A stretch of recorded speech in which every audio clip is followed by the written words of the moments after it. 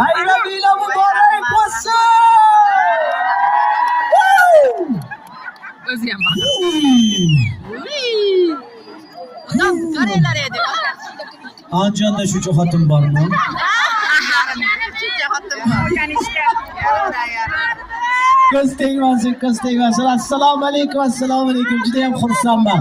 Bugun Andijonimizda, nafaqat O'zbekistonda, balki O'rta Osiyoda ham tarixda bunaqasi bo'lmagan.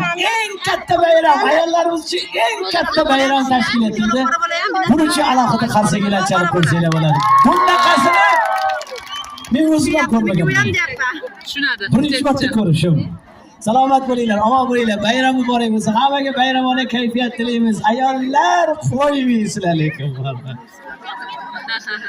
Ayollarning bayrami bo'lsa qarang. Hamma tikka turadi. Butun hokimiyat tikka turibdi sizlar bayramingiz uchun. Hokimlarimiz o'zlari ham shu turibdilar xos. Mana shu ayol sizlarni xursand qilamiz, sizlarning kayfiyatinglarni ko'taramiz deb butun Andijon oyoqqa turdi. Ko'z tegmasin, sizlar bunga arziysizlar. Biz sizlarni yaxshi ko'ramiz, sizlarni sevamiz. Bayraminglar muborak bo'lsin. Voy, salomat bo'linglar, omon bo'linglar. Yaxshi erkaklar yo'q ekan.